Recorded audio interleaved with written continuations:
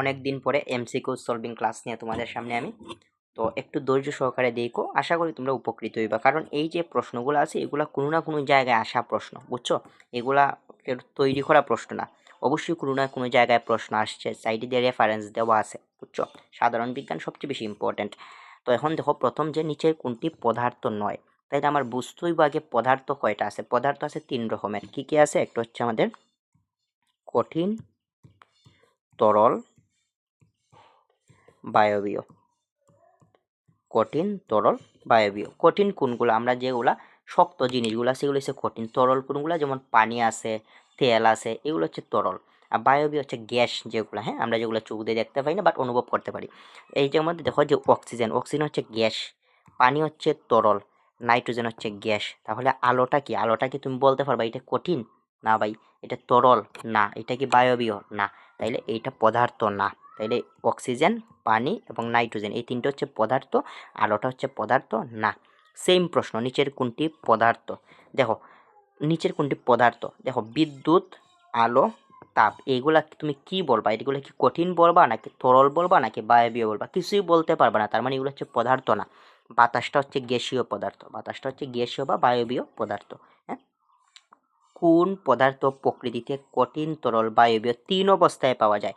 আমরা একটা জিনিস পড়বো এই জায়গার মধ্যে, আমি 2টা জিনিস পড়াই দেবো। নিচের কোন পদার্থ কঠিন, তরল, বায়বীয় 3 অবস্থায় পাওয়া যায়? এটা হচ্ছে পানি।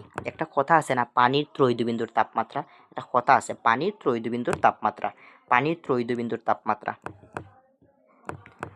ত্রৈধবিন্দুর তাপমাত্রা। এই যে পানির ত্রৈধবিন্দুর তাপমাত্রাটা সবচেয়ে বেশি ইম্পর্টেন্ট, হচ্ছে 273.16 কেলভিন এবং চাপটা কত? 4.58 মিলিমিটার অফ মার্কারি। এইটা মনে রাখবা, সবচেয়ে বেশি ইম্পর্টেন্ট। যে পানির ত্রৈধবিন্দু মানে কি? তা পানির ত্রৈধবিন্দু মানে হচ্ছে এই তাপমাত্রায় পানিটা কঠিন, তরল, বায়বীয় 3 অবস্থায় থাকে। আমরা জানি পানিটা তরল, বাট এই তাপমাত্রায় যদি কোনো পানির আমি নিয়ে যাই, আর কেলভিনটা হচ্ছে তাপমাত্রা পরিমাপে আন্তর্জাতিক একক। দেখো আমি কতটাই এমসিকিউ একসাথে পড়াই দিতেছি তোমাদের। তো এই যে তোমার এই তাপমাত্রায় গেলে পানিটা কঠিন, তরল, বায়বীয় 3 অবস্থায় থাকতে পারে এবং চাপটা 4.58 মিলিমিটার অফ মার্কারি। সবচেয়ে বেশি ইম্পর্টেন্ট একটা এমসিকিউ। আচ্ছা, এখন তুমি দেখো পরে যে এমসিকিউটা, এটা হচ্ছে একই পদার্থের 3 অবস্থায় রূপান্তরের কারণটা কি? এটা হচ্ছে তাপের প্রভাব। কিসের প্রভাব? তাপের প্রভাব। এইটা লাগতো না। এখন দেখো, তাপমাত্রা বৃদ্ধির সাথে সাথে বাষ্পচাপের যে সম্পর্কটা, তাপমাত্রার সাথে বাষ্পচাপের সম্পর্ক হচ্ছে সমানুপাতিক। যদি বলে তাপমাত্রা বৃদ্ধি পাইছে, সমানুপাতিক মানে কি? বাষ্পচাপও বৃদ্ধি পাইব। সমানুপাতিক মানে একটা বাড়লে আর একটা বাড়ে, ব্যস্তানুপাতিক মানে একটা বাড়লে আর একটা কমে, ঠিক উল্টা। হ্যাঁ, তাহলে আলটিমেটলি তাপমাত্রা যদি বাড়ে তখন বাষ্পচাপটা বাড়ে। এখন তোমার পরীক্ষার মধ্যে প্রশ্ন দেয় যে তাপমাত্রা কমে তখন বাষ্পচাপ কী হইব? তখন বাষ্পচাপও কমে। বুঝেইতাম পারি, সমানুপাতিক সম্পর্ক। দেখুন এই যে একটা প্রশ্ন, ওয়াটার বয়েলস এট, এক কথায় পানির স্ফুটনাঙ্ক কত? পানির স্ফুটনাঙ্ক কত? পানির স্ফুটনাঙ্ক হচ্ছে 100 ডিগ্রি সেলসিয়াস এবং পানির গলনাঙ্ক কত? 0 ডিগ্রি সেলসিয়াস। এইটা মনে রাখবা যে পানির গলনাঙ্ক হচ্ছে 0 ডিগ্রি সেলসিয়াস এবং পানির স্ফুটনাঙ্ক হচ্ছে 100 ডিগ্রি সেলসিয়াস। কোনো কোনো কঠিন পদার্থের উত্তপ্ত করলে সরাসরি বাষ্পে পরিণত হয়। এক কথায়, যেমন তুমি জাস্ট একটা জিনিস ভাবো, তুমি এমন একটা জিনিস নিছো যেটা পাত্রের মধ্যে রাখছো, রাখার পরে তুমি একটু ঘুরে আসছো, আইসা দেখো যে ওই জিনিসটা আর নাই, বাতাসের মধ্যে উইরা গেছে। ওইটা হচ্ছে ঊর্ধ্বপাতিত পদার্থ, ঠিক আছে? মানে যদি ঢাকনা খোলা রাখো তুমি, উইরা যায়, ঠিক আছে? যেমন কর্পূর আছে, নিশাদল আছে, এগুলো হচ্ছে কি আমাদের ঊর্ধ্বপাতিত পদার্থ। আরও আছে, আমি দেখাইতেছি এখন। তাহলে তুমি দেখো, এইটা হচ্ছে ঊর্ধ্বপাতন। এইটার আমরা কি বলি? ঊর্ধ্বপাতন। হ্যাঁ, ওইটার বলি আমরা ঊর্ধ্বপাতন। এই জায়গার মধ্যে বলা আছে যে ঊর্ধ্বপাতিত হয়, কোনো কোনো কঠিন পদার্থ উত্তপ্ত করলে সরাসরি বাষ্পে পরিণত হয়, ওইটারে বলি আমরা ঊর্ধ্বপাতিত পদার্থ বা ঊর্ধ্বপাতন। হ্যাঁ, এখন দেখো নিচের কোনটি ঊর্ধ্বপাতিত হয় না। এইটা পড়ার আগে আমি একটু ঊর্ধ্বপাতিত পদার্থগুলো তোমাদের দেখাই। দেখো, কর্পূর আছে, গন্ধক, iodine, naphthalene, ammonium chloride. Ammonium chloride কিন্তু অ্যামোনিয়া না, ammonium chloride, carbon dioxide, arsenic, benzoic acid, not benzene, benzoic acid. ঠিক আছে, এইগুলো হচ্ছে ঊর্ধ্বপাতিত পদার্থ।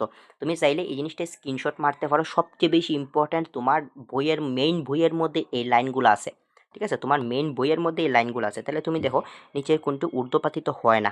নিশাদল ঊর্ধ্বপাতিত হয়, আয়োডিন ঊর্ধ্বপাতিত হয়, বেনজোইক অ্যাসিড ঊর্ধ্বপাতিত হয়। বাট আমাদের এই যে এইটা ঊর্ধ্বপাতিত হয় না, বেনজোইক অ্যাসিডটা, বেনজিনটা ঊর্ধ্বপাতিত হয় না। বেনজিনটা ঊর্ধ্বপাতিত হয় না, বেনজিনটা ঊর্ধ্বপাতিত হয় না। নিচের কোনটি পানিকে ঠান্ডা করলে বরফে পরিণত, এগুলো বাচ্চারার প্রশ্ন, বরফে পরিণত হচ্ছে পানি, পানিরে ফ্রিজের মধ্যে রাখলেই তো বরফে পরিণত হইতেছে। নিচের কোনটি ঊর্ধ্বপাতিত, দেখছো একই এমসিকিউ এবং পররাষ্ট্র মন্ত্রণালয়ের মধ্যে আসছে, এটা সবচেয়ে বেশি ইম্পর্টেন্ট। নিচের কোনটি ঊর্ধ্বপাতিত বস্তু নয়, এবং তোমার মেইন বইয়ের প্রশ্ন এটা। তাহলে আমরা জানি কি কি ঊর্ধ্বপাতিত পদার্থ আছে। কর্পূর হচ্ছে ঊর্ধ্বপাতিত পদার্থ, আয়োডিন হচ্ছে ঊর্ধ্বপাতিত পদার্থ। আমরা পড়ছি অ্যামোনিয়াম ক্লোরাইড ঊর্ধ্বপাতিত পদার্থ, বাট অ্যামোনিয়া কিন্তু ঊর্ধ্বপাতিত পদার্থ না। অ্যামোনিয়াম ক্লোরাইড কিন্তু ঊর্ধ্বপাতিত পদার্থ, অ্যামোনিয়া না, বুঝছো? তাইলে এইটা হচ্ছে ঊর্ধ্বপাতিত পদার্থ না, এটি আনসার। তারপর দেখো, প্রকৃতিতে প্রাপ্ত মৌলিক পদার্থের সংখ্যা। আমরা জানি যে পর্যায় সারণীর মধ্যে 118টা মৌল আছে। কতটা মৌল আছে বাবা? 118টা মৌল আছে। এই যে 118টা মৌলের মধ্যে 98টা হচ্ছে কি আমাদের প্রাকৃতিক মৌল বা প্রাপ্ত মৌলিক পদার্থ, হ্যাঁ। আর বাকি যে 20টা আছে, এই 20টা হচ্ছে তোমার কৃত্রিম, মানে আমরা নিজেরা, আমরা মানুষরা তৈরি করি। আর এই 98টা হচ্ছে প্রকৃতির মধ্যে পাওয়া যায়। তাহলে আলটিমেটলি মৌলিক পদার্থ বলতে বোঝায় যে ওই পদার্থরে ভাঙলে পরে আর কোনো পদার্থ পাওয়া যায় না। যেমন আমি যদি বলি পানি, দেখো এই পানিরে ভাঙলে পরে আমি হাইড্রোজেন পাইতেছি এবং অক্সিজেন পাইতেছি, তার মানে এটা একটা যৌগিক পদার্থ, এটা মৌলিক না। যদি বলি অক্সিজেন, অক্সিজেনটা ভাঙলে আমরা কি পাইতেছি? কিছুই পাইতেছি না। তাইলে আমরা অক্সিজেন ভাঙলে শুধু 2টা অক্সিজেন পাইতেছি এই জায়গার মধ্যে। তাইলে এটা হচ্ছে মৌলিক পদার্থ, মানে যে পদার্থটা ভাঙলে পরে ওই পদার্থ ছাড়া আর কিছু পাওয়া যায় না, বুঝছো? তাহলে আলটিমেটলি এটা হচ্ছে 98। আর কৃত্রিম উপায়ে কয়টা? এটা হচ্ছে 20টা। সহজ প্রশ্ন। কোনটি মৌলিক পদার্থ? দেখো চিনি, চিনিরে ভাঙলে পরে আমরা কি পাইতেছি? C6H12O11, হ্যাঁ, অনেকগুলা পাইতেছি। লবণ NaCl, হ্যাঁ, পানি H2O, আর নিয়ন, নিয়ন হচ্ছে কি? নিয়ন, এই যে নিয়ন হচ্ছে তোমার নিয়ন, সরি Ni, এটা হচ্ছে নিকেল, লিখেছি নিয়ন, Ni। এই যে নিয়নটা আছে, এই নিয়নরে ভাঙলে পরে আর কিছুই পাওয়া যায় না, এটা হচ্ছে একটা মৌলিক পদার্থ। এবং নিয়নের পারমাণবিক সংখ্যা হচ্ছে 10, তার ভর হচ্ছে 20, অ্যারাউন্ড 20, এটা মনে রাখবা, হ্যাঁ। কোনটি মৌলিক পদার্থ? দেখো ব্রোঞ্জ, ইস্পাত, পানি। দেখো লোহা, লোহা হচ্ছে আয়রন Fe। এইটারে বাংলা পরে এক কথায় পর্যায় সারণীর মধ্যে যে মৌলগুলো আছে সবগুলো হচ্ছে মৌলিক পদার্থ, আর বাকি সব যৌগিক পদার্থ, এটা মনে রাখবা। 118টা মৌল আছে, এগুলো হচ্ছে মৌলিক পদার্থ, আর বাকি সব হচ্ছে যৌগিক পদার্থ, বুঝছো? তাই এর আনসার হচ্ছে লোহা, Fe। কোনটি মৌলিক পদার্থ নয়? দেখো সোনা, করাম মৌলিক পদার্থ, তামা, কপার মৌলিক পদার্থ, রূপা মৌলিক পদার্থ, ইস্পাত কিন্তু মৌলিক পদার্থ না, বুঝছো? তাইলে ইস্পাত হচ্ছে যৌগিক পদার্থ। দেখো নিচের কোনটি মৌলিক পদার্থ না? দেখো এই জায়গার মধ্যে ডায়মন্ড, এটা একটা মৌলিক পদার্থ, সাদা ফসফরাস মৌলিক পদার্থ, রম্বিক সালফার একটা মৌলিক পদার্থ, ফসফরাস একটা মৌলিক পদার্থ, ডায়মন্ড একটা মৌলিক পদার্থ, বাট ফসফিন একটা মৌলিক পদার্থ না। ফসফিন হচ্ছে একটা যৌগিক পদার্থ, হ্যাঁ। নাইট্রিক অ্যাসিডে কোনটি মৌলিক পদার্থ? দেখো নাইট্রিক অ্যাসিড HNO3, HNO3। দেখো এই জায়গার মধ্যে হাইড্রোজেন আছে, এই জায়গার মধ্যে কি আছে? হাইড্রোজেন আছে এবং নাইট্রেট আছে, ঠিক আছে। তাইলে নাইট্রেটটা আবার বাংলা পরে এই জিনিসটা বুঝো, একটু ইম্পর্টেন্ট, বুঝছো? একটু বুঝো। HNO3, দেখো এটা যদি আমরা ভাঙ্গি কি পাইতেছি? হাইড্রোজেন পাইতেছি, আর একটা হচ্ছে নাইট্রেট পাইতেছি। তো এই দুইটার মধ্যে তোমাকে বলছে কোনটা মৌলিক, কোনটা মৌলিক। দেখো এইটারে ভাঙলে পরে আর আমি কিছু পাইতেছি না, শুধু হাইড্রোজেনই পাইতেছি, তার মানে এটা একটা মৌলিক পদার্থ। বাট এইটারে ভাঙলে পরে আমরা নাইট্রোজেন পাইতেছি এবং অক্সিজেন পাইতেছি, তার মানে এটা একটা যৌগিক পদার্থ, বুঝছো? এটা একটা যৌগিক পদার্থ, তার মানে এই জায়গার মধ্যে হাইড্রোজেনটা হচ্ছে কি একটা মৌলিক পদার্থ, হাইড্রোজেনটা হচ্ছে একটা মৌলিক পদার্থ। নিচের কোনটি যৌগিক পদার্থ? হ্যাঁ, এখন বলছে যৌগিক পদার্থ। দেখো সোনা একটা মৌলিক, বালু চিনির মিশ্রণ, এটা একটা মৌলিক, অক্সিজেন একটা মৌলিক, বাট পানি, পানি হচ্ছে H2, আমি প্রথমেই বলছি। দেখো এটা বাংলা পরে হাইড্রোজেন এবং অক্সিজেন পাইতেছি, তার মানে এটা একটা যৌগিক পদার্থ। পানি এ দুটির সংমিশ্রণে একটি কম্বাইন্ড, মানে কোন দুইটার মিশ্রণে পানি তৈরি হয়? হাইড্রোজেন এবং অক্সিজেনের মিশ্রণে পানি তৈরি হয়, অক্সিজেন এবং হাইড্রোজেন। এই জায়গার মধ্যে আরেকটা প্রশ্ন আছে যে পানিতে পানিতে হাইড্রোজেন এবং অক্সিজেনের অনুপাত হতো। দেখো হাইড্রোজেন আছে 2টা, মানে 2:1, সরি 2:1। এটা হচ্ছে হাইড্রোজেন অনুপাত অক্সিজেন। যদি পরীক্ষার মধ্যে হাইড্রোজেন অনুপাত অক্সিজেন থাকে তাইলে 2:1।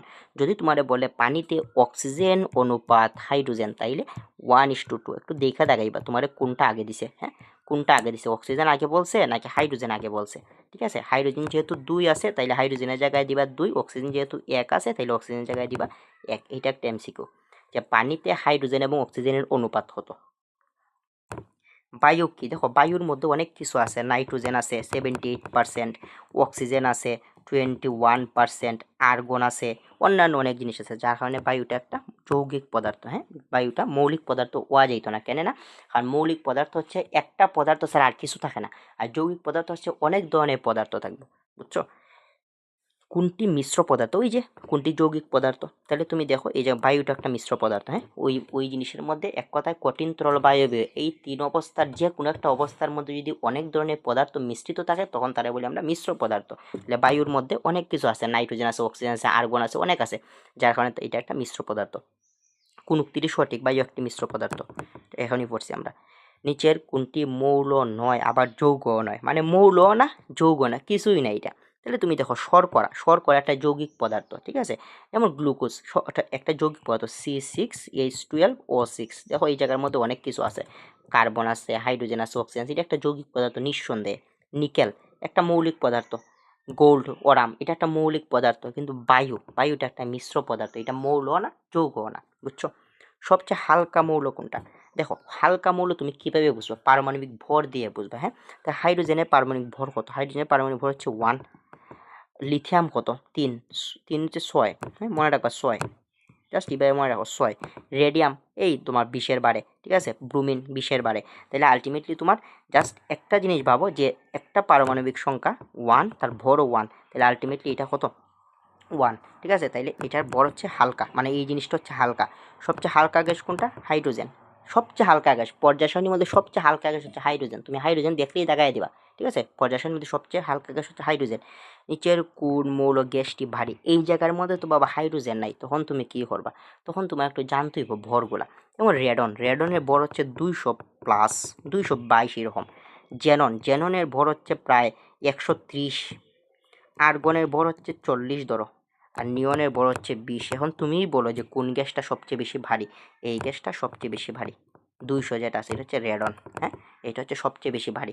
আরেকটা জিনিস তোমরা ট্রিক শিখিয়ে দিই। এখন যদি তুমি মনে করো পারো না, পরীক্ষার মধ্যে গেছো, তুমি পারো না, পরীক্ষার মধ্যে গেছো যে কোন গ্যাসটা সবচেয়ে বেশি ভারী, তুমি দেখো আমরা প্রথম জানি hydrogen, helium, lithium, beryllium, boron, carbon, nitrogen, oxygen, fluorine, neon. এখন তুমি দেখো জাস্ট যখন তুমি ছোটো থেকে বড়োর দিকে যাইবা তখন পারমাণবিক ভর বৃদ্ধি পায়, পারমাণবিক সংখ্যাও বাড়ে, ভরও বাড়ে। এখন যদি জিজ্ঞেস করে তোমার হাইড্রোজেন ভারী নাকি হিলিয়াম ভারী, অবশ্যই হিলিয়াম ভারী, হাইড্রোজেনটা হালকা। যদি জিজ্ঞেস করে যে হিলিয়াম হালকা নাকি লিথিয়াম হালকা, অবশ্যই হিলিয়ামটা হালকা, কারণ হিলিয়ামটা দেখো কম থেকে বাড়ে, এইটা হচ্ছে ভর কম, কম থেকে বেশি, ঠিক আছে? তাহলে এখন জিজ্ঞেস করো অক্সিজেন ভারী নাকি ফ্লুরিন ভারী, তাহলে অক্সিজেনটা হচ্ছে কম আর ফ্লুরিনটা হচ্ছে বেশি, বুঝছো? ফ্লুরিনটা হচ্ছে ভারী, এইভাবে মনে রাখবা, ঠিক আছে? যেহেতু হিলিয়ামটা সবার প্রথমে আছে, হাইড্রোজেনটা সবার প্রথমে আছে, তার মানে এটা সবচেয়ে বেশি হালকা, সবচেয়ে বেশি হালকা, বুঝছো? হাইড্রোজেনটা সবচেয়ে বেশি হালকা যেহেতু সে সবার প্রথমে আছে, বুঝছো? এইভাবে মনে রাখতে পারো, কোনো অসুবিধা নেই। ঠিক আছে, আজকে এই পর্যন্ত। আর ক্লাসটা কেমন লাগছে তোমরা একটু জানাইবা। যদি ভালো লাগে আমি এইভাবে MP3 প্রত্যেকটা প্রশ্ন আমি এইভাবে সলভ করে দেবো। হ্যাঁ।